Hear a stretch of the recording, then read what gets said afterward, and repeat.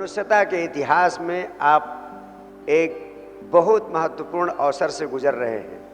हर 2500 साल में मनुष्यता के इतिहास में यह महत्वपूर्ण घड़ी आती है जब मनुष्य के भीतर परम आनंद के रूप में परमात्मा के अवतरण की संभावना अनंत गुना बढ़ जाती है। बार बार मेरे प्राणों में यह बात आंदोलित हो रही है कि वह महत्वपूर्ण घड़ी फिर आ चुकी है और एक बहुत बड़ा रूपांतरण, एक बहुत बड़ी जीवन क्रांति का अवसर आप सबको उपलब्ध होने वाला है। वही अवसर आज से 5000 साल पहले कृष्ण के समय में आया था। फिर उसके 2500 वर्ष बाद महावीर और बुद्ध के समय वो घड़ी आई जब हजारों लोग बुद्धत्व को उपलब्ध हुए और दुनिया भौतिक दृष्टि से भी स्वर्ण युग के शिखर पर थी। अब महावीर और बुद्ध के बाद फिर 2500 साल पूरे हो चुके हैं। आने वाले 10 से 25 वर्ष अत्यंत महत्वपूर्ण है, ये कभी भुलाए ना जा सकेंगे।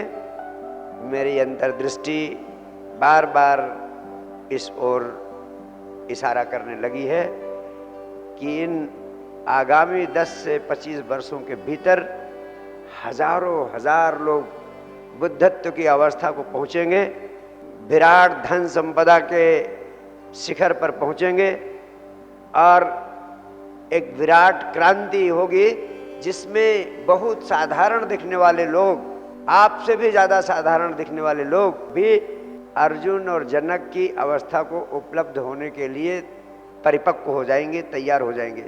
ये महाक्रांति का क्षण है, असली स्वर्ण युग का क्षण है, धर्म के विस्फोट की घड़ी है। जैसे वैज्ञानिक तल पर भी एक विस्फोट हो रहा है। आज पृथ्वी पर जितने वैज्ञानिक हैं, अब तक कुल जितने वैज्ञानिक पृथ्वी पर हुए हैं, उनमें से 90% वैज्ञानिक आज भी इस पृथ्वी पर जिंदा है।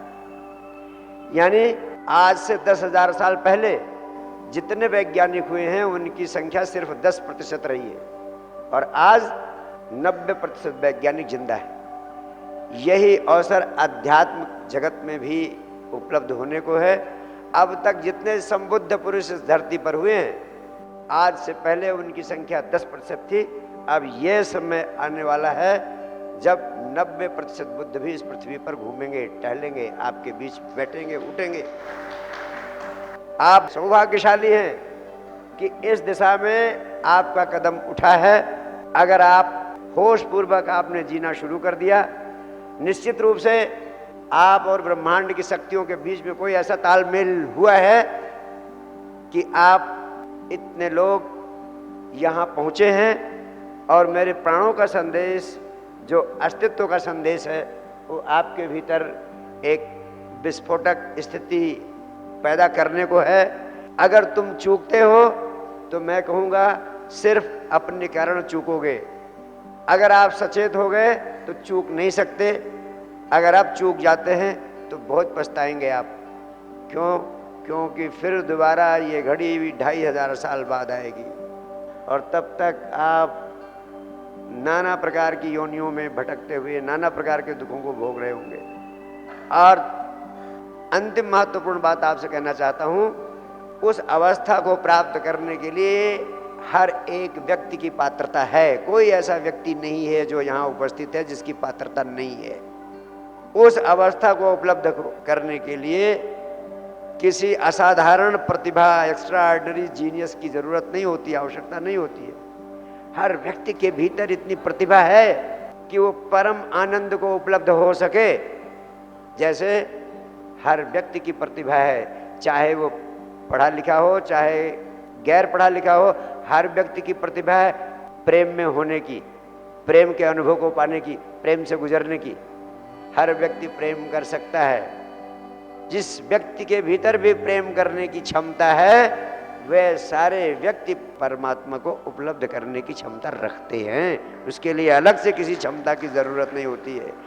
उसके लिए फिजिक्स, केमिस्ट्री, मैथ्स के नॉलेज की या दर्शन शास्त्र और तर्क शास्त्र के ज्ञान की आवश्यकता नहीं है, क्योंकि ज्ञानी लोग तो भटक जाते हैं। उनकी संभावना थोड़ा कम हो जाती है, क्योंकि उनके इर्द गिर्द एक ऐसा अहंकार पैदा हो जाता है असाधारण होने का कि उस असाधारणता की अहंकार में वे उलझ जाते हैं और जो सीधा सरल मार्ग है परम आनंद को उपलब्ध होने का, उससे वे वंचित हो जाते हैं।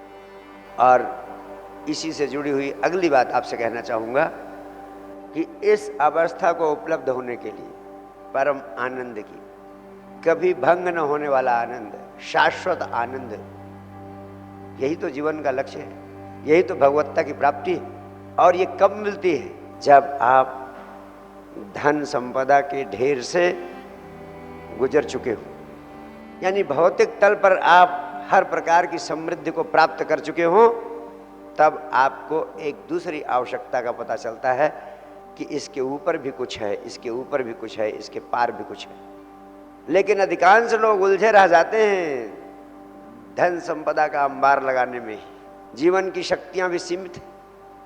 सबसे पहली आवश्यकता मनुष्य की होती है रोटी कपड़ा मकान की, और उसको पूरा करने के लिए आदमी अपनी सारी शक्तियां लगा देता है, धन कमाने में लगा देता है, लेकिन उसे पता नहीं चलता कि उसका पूरा जीवन ही इन्हीं चीज़ों को इकट्ठा करने में समाप्त हो जाता है।